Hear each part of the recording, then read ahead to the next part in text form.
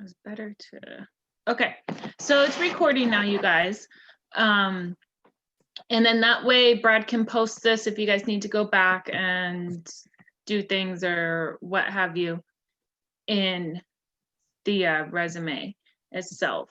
So today it is resume class, and I have a sample resume, and the sample resume is really designed for you guys to just plug in your information. So that's where I made it very simple. This is the format that we want you at Pima to use. And this is what works when we send it out to the externship sites. Okay. Are there any questions so far right off the bat? No? Okay. I'm going to get into the resume first and go over the components of it, and then I will get into immunizations after that. And I'm going to get into who you will send your resume off to and everything like that. So let me share my screen.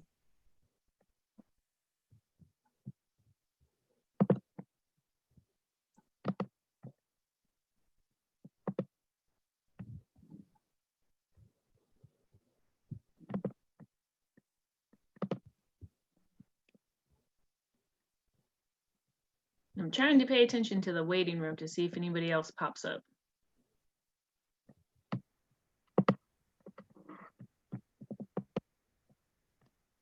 Okay, so can you all see the resume I have pulled up? And if everybody could just mute themselves, that would be great too.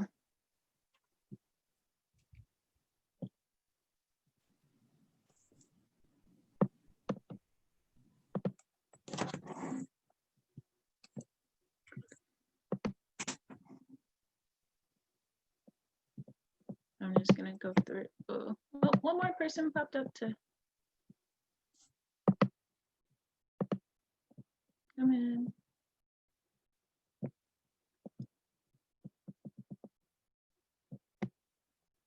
Okay.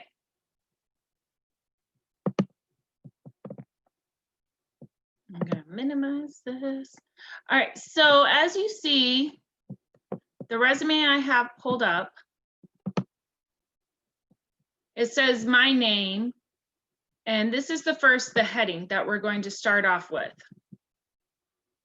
Okay, you always want to have your first and last name in bold, and then your credentials right after it. Okay, whether it's MA, DA, Vet Assist, Vet Tech, whichever your credentials are, you will have that after. For MAs, you guys will eventually take the certification exam. You are not a CMA, a certified MA, until you take and pass that exam. So please don't put that. If anybody has any other credentials. Brittany, quick, I think almost everyone here is dental. Oh, okay. If that makes any difference to your presentation.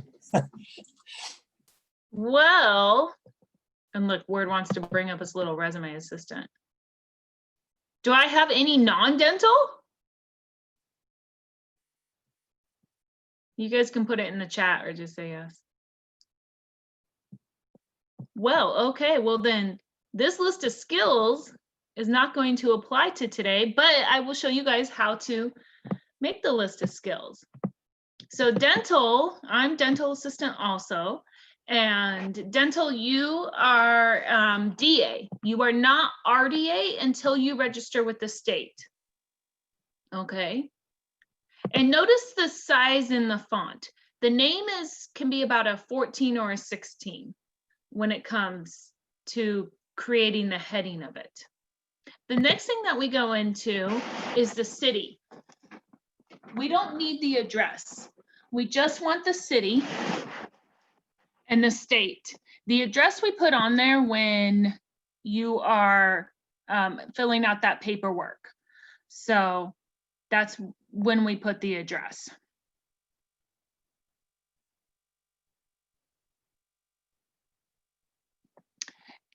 after the city and state is our phone number and our email.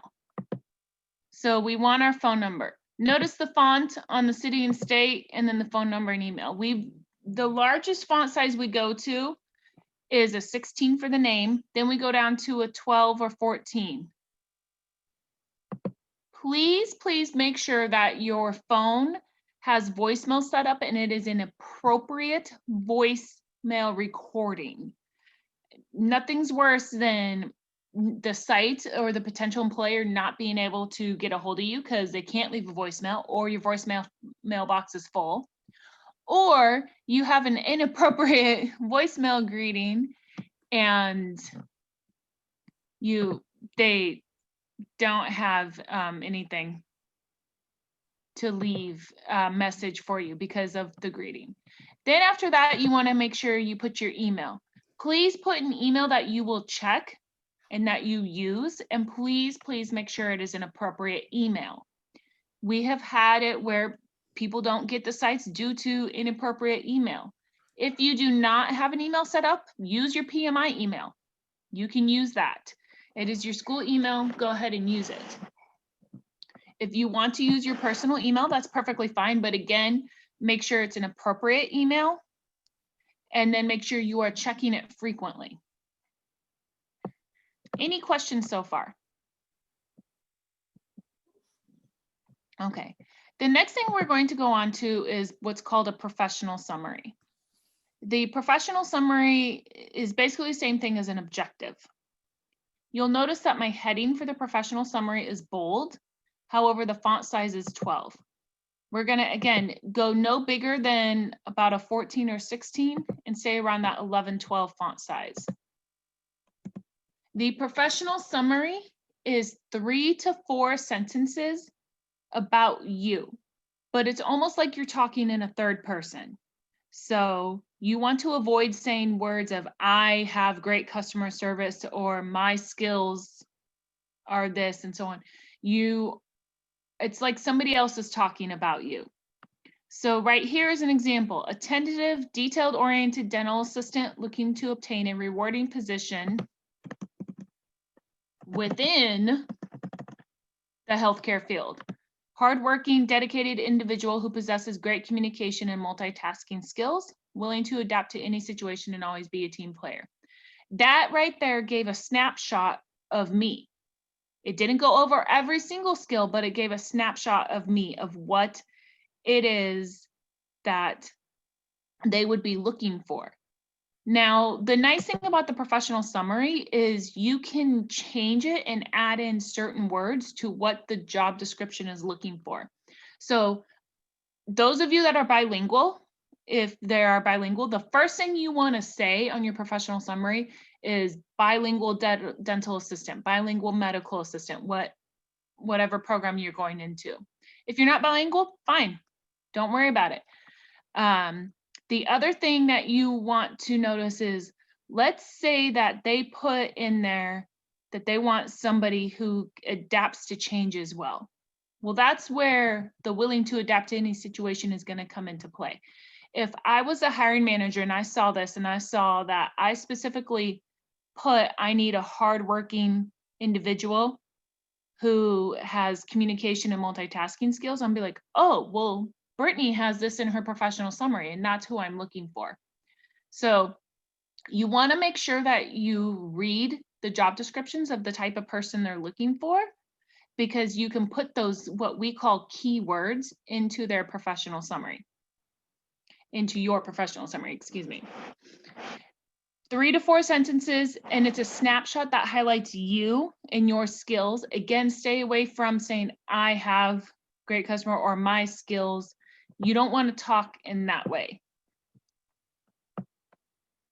The next portion that we're going to go down to, the thing that you'll notice about this resume template is that we do not put the skills underneath our work experience. We actually have a skills box where we input the skills. So again, I'm going to type skills, and then it's going to be in bold. And then here's the skill box. So if majority of you are DA, you guys will not use this list of skills. This list of skills is actually for MA. So if there are any MAs, you will actually want to use every single one of these skills. These are the list of skills that is going to be on your resume for medical assistants. For dental assistants, you guys have a different list of skills. But let's go over how did I get those skills so nice and neatly typed in a box. So I'm opening up a blank Word page so I can show you how I got those skills in. So what we do when we're in our Word is we go to the Insert tab. Then what we're going to do is create a table. We want to insert a table. The table is going to be a 3 by 6 table. So right now I have a table. The nice thing about this is I can start typing the skills within here. So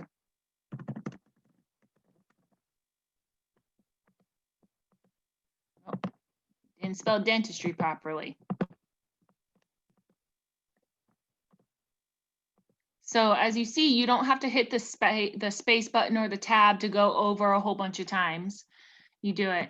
We can type everything nice and neat and it lines up. Then once you have all of your skills typed in, you will add bulletin points and get rid of the table. So what we will do is we will highlight our table. We will go back home. We're going to click the bulletin point button and you just click the arrow. We only want plain black bulletin points. Please do not use fancy ones. My table is still highlighted. If not, then you just highlight it again.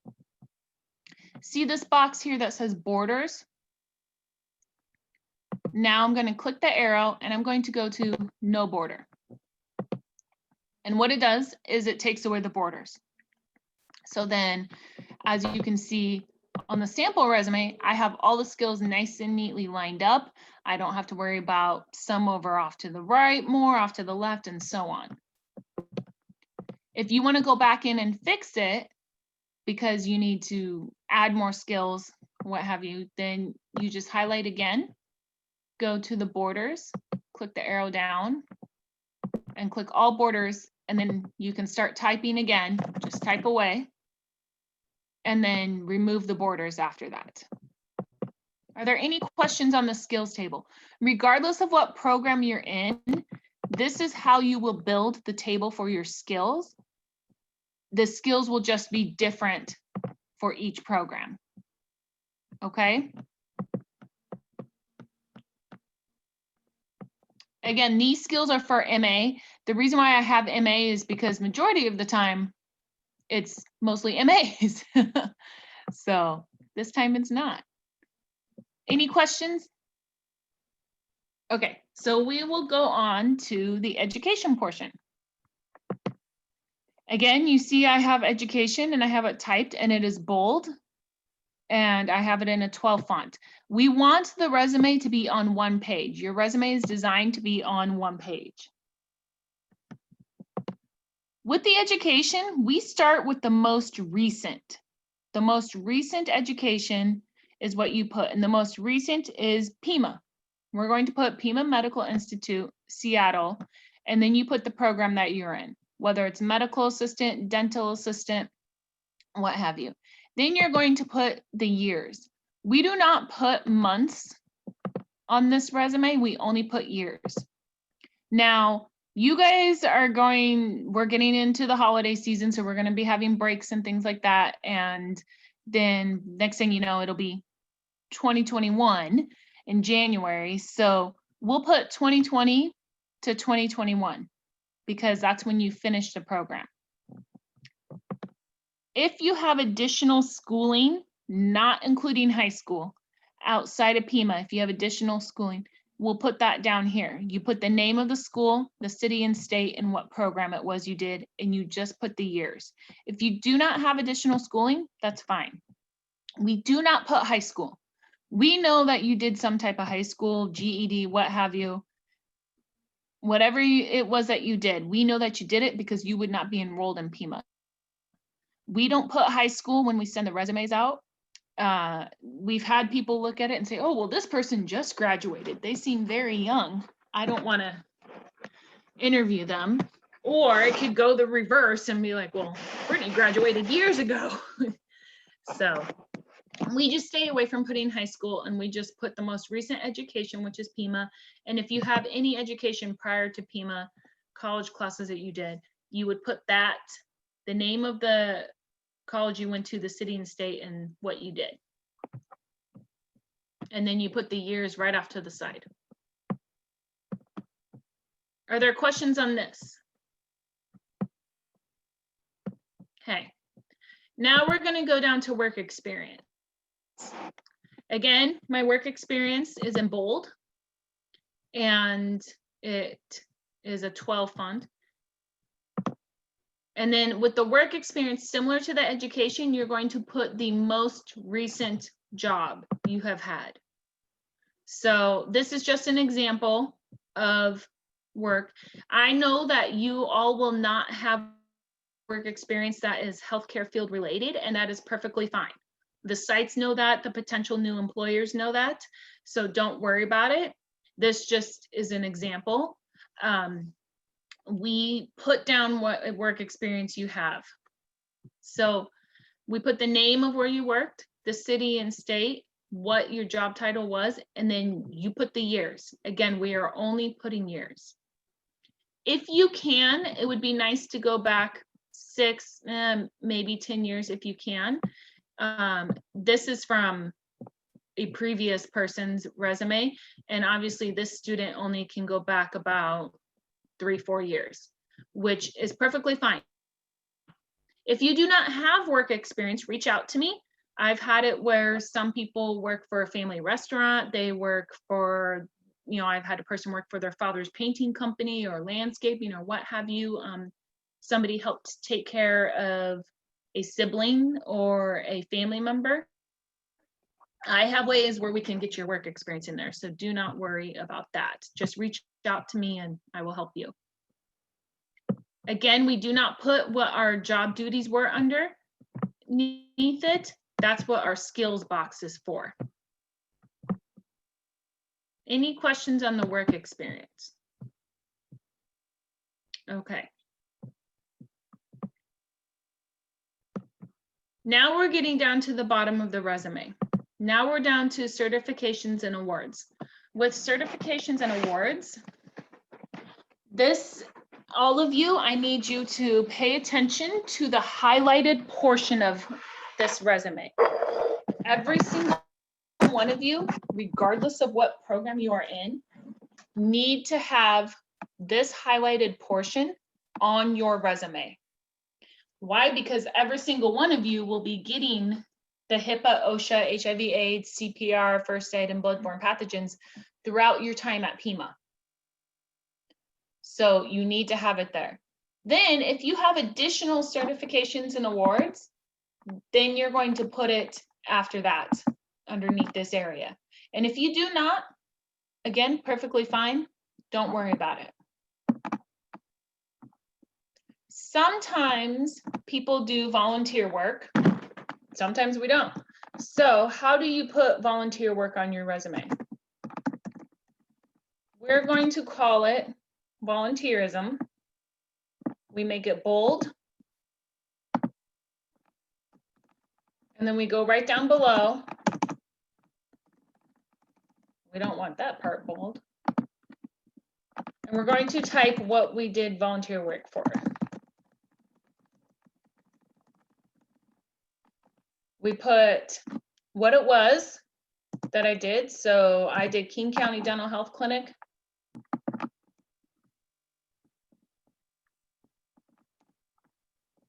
Remember, we want this all one page.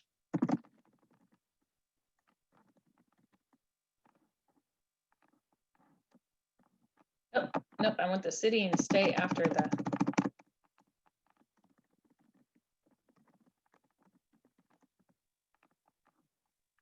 And then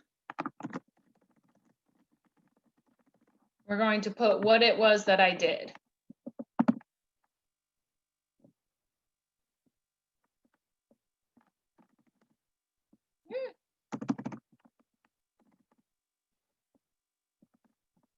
So we want it there. So I did the King County Dental Health Clinic and I was a dental assistant. And again, I'm just going to put the years. You want all of the years to line up with all of these. So I put all the years that I did it.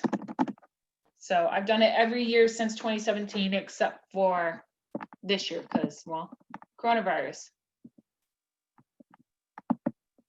So, okay. If you have more, I have more on there that I could put, you know, like I've coached soccer teams, cheer teams, things like that. You could put that and go ahead. If you do not have any volunteerism, then you just don't put it and you get rid of it. So, but if you do, this is where you can put it. Okay, and this is how the resume should look. We want it very straight to the point. We want the information lined up like this. The skills box, again, if you're a medical assistant, it will be this, but majority of you dental assistants. And I will, if I haven't already gotten the dental assistant skills list to Brad, I will. And then you do everything else the same way. We want it to be one page. If you want to make the resume look a little bit nicer, you can add a border around the page itself. But however, I think is my borders were not, there we go. So we can go page border. And then it just takes everything and lines it up nice and neat. Okay, any questions at all about that? This sample, and Brett, I will email you a new sample so it can have the added information. This sample is going to be available to you and your instructor should put it on Blackboard. So really all you guys have to do is remove my information and plug in your information. If you're non-MA, you'll get the proper skills and you'll just remove these skills and plug in the right skills. Questions at all? Okay, before I stop recording and stop sharing, I'm going to go over the immunizations. As you can see here, here is my email and Gail's email. Gail is my coworker. Gail places the medical assistants. I place the dental assistants. This is my work cell and this is Gail's work cell. You can email us and message us and call us anytime and we'll get back to you as soon as possible if you need any help with anything. Okay, we are here for you. So we place you guys on externship. So let's go over immunizations. So you all need to have a certain set of immunizations in order to continue to attend PIMA, but also for us to send you out onto externship. Does everybody know what those immunizations are?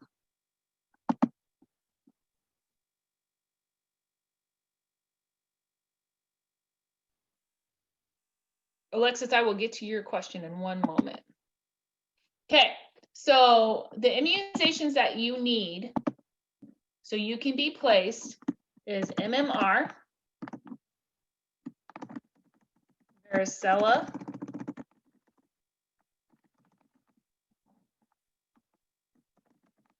Hep B series, tetanus. Oh, I can't spell tetanus right. Flu, and TB. I feel like I'm missing one.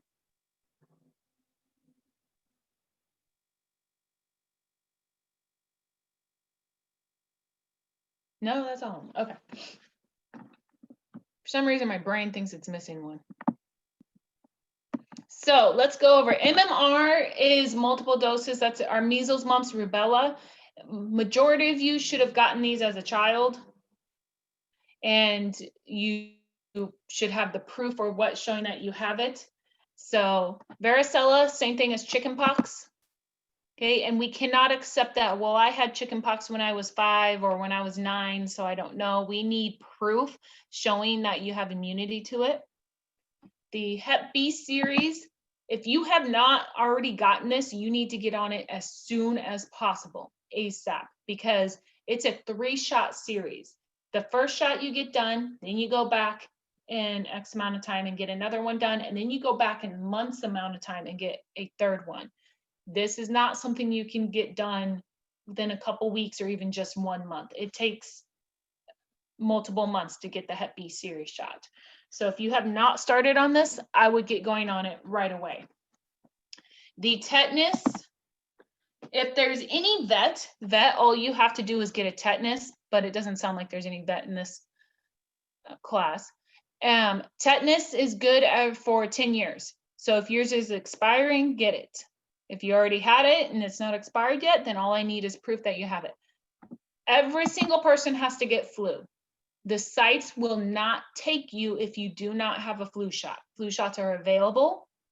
I have seen them everywhere. I know they're available. I'm taking my family in to get a flu shot. You need to get a flu shot, and I need proof of it, or Gail needs proof of it. Okay, the sites will not touch you guys without a flu shot. And especially now with COVID, the sites will not touch you guys if you do not have all of your immunizations. TB. TB is tuberculosis. You can get what's called a 2-step TB or a quantiferon. I always spell that incorrectly. Or quantiferon.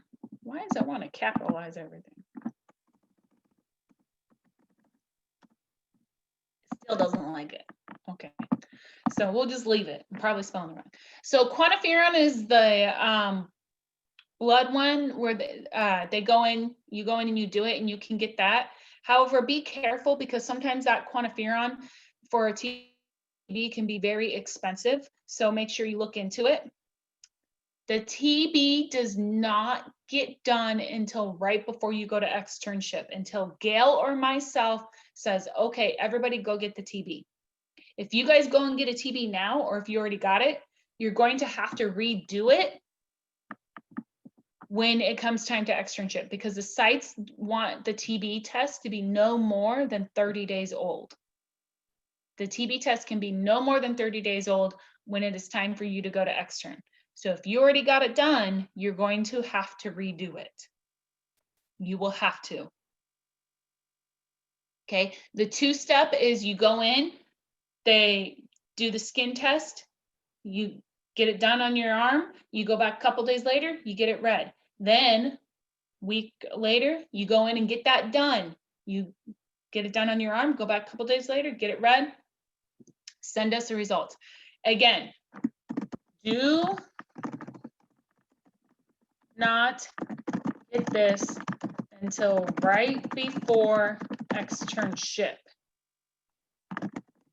Gail and I will tell you, go get it. It is very important that everybody understands that they do not get the TB until right before externship. It cannot be more than 30 days old. Okay? All right. So you guys, your assignment from me is to make your resume. And you are to email it to Gail and myself.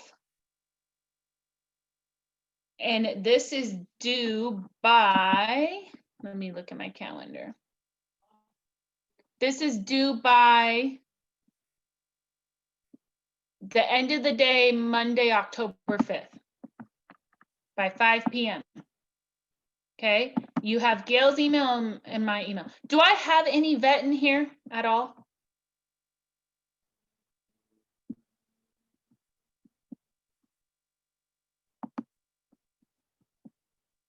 Okay, I'm going to stop my recording.